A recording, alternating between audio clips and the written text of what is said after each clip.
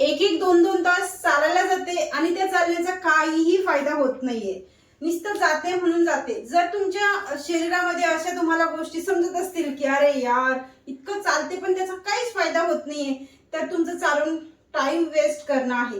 तर ते चालणं तुम्ही सोडून द्या आणि 5 मिनिटं मी तुम्हाला आज अशा प्रॅक्टिस दाखवते. 5 ते 10 मिनिटं जर तुम्ही या प्रॅक्टिस केल्या ना, तुम्हाला ते 2-2 तास तुमचे वेस्ट घालवण्यापेक्षा तुम्ही इथे 10 मिनिटं घालवा. इतका चांगला रिझल्ट तुम्हाला भेटेल. तुमचं शरीर तर बारीक होणारच आहे, पण याच्यासोबत तुम्ही दिवसभर फ्रेश राहणार, तुमचं मेटाबॉलिझम वाढणार आणि तुम्ही सुंदर दिसायला लागणार. 10 मिनिटाच्या प्रॅक्टिस 10 दिवसातच तुम्हाला रिझल्ट दिसायला चालू होणार.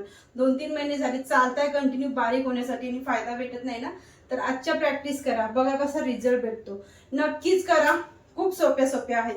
असंही आता पाऊस बाहेर चालू झालेला आहे, तर बाहेर चालायला जाणं शक्य नाहीये. ज्यांना जास्त आवडतं ना चालायला जायला, त्यांच्यासाठी आता बाहेर पाऊस आहे म्हटल्यावर प्रश्न पडतोय, अरे आता कसं करायचं, चालायला जायचं कसं करायचं, फ्रेश वाटतं असं वाटतं. तर ते जर तुमच्याकडनं होत नाही तर तुम्ही या प्रॅक्टिस पण करू शकता आणि वयाचं बंधन नाही, कोणीही करू शकतात या प्रॅक्टिस. सिंपल आहे, काहीच वेगळं नाही करायचंय, कुठं उत्तल बुत्तल पण नाही करायची.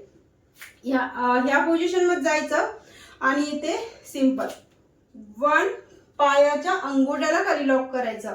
जसं आपण चालताना थोडंसं आपल्या पायावरती पूर्ण पंजांवरती टाकेवरती प्रेशर येतं, तशी स्टेप तुम्हाला इथे भेटणार आहे करायला. या पोझिशन मध्ये 1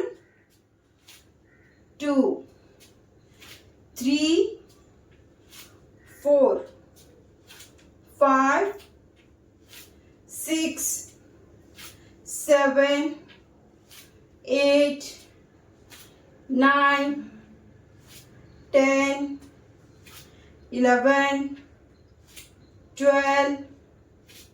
12 13 14 15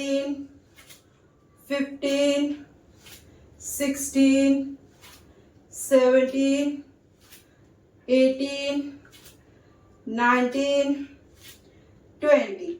या पोझिशन मध्ये यायचं, पायामध्ये अंतर इतकं आणि इथे दोन्ही हाताला 1 2 वरती किक मारायची आणि मागे देखील. जसं आपण चालताना धावताना बॉडी कशी आपली एकदम स्प्रेड होते तसं आपल्याला इथे फील झालं पाहिजे.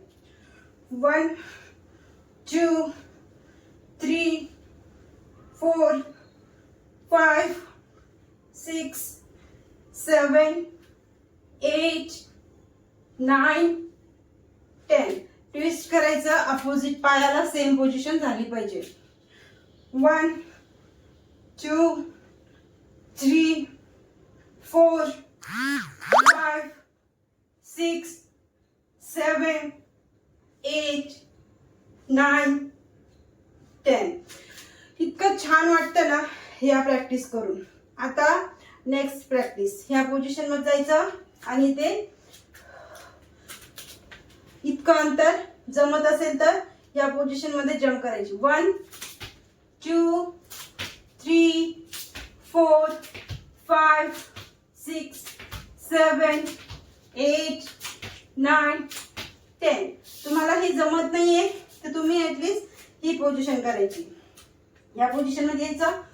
1 2 3 4 5 6 7 8 9 10.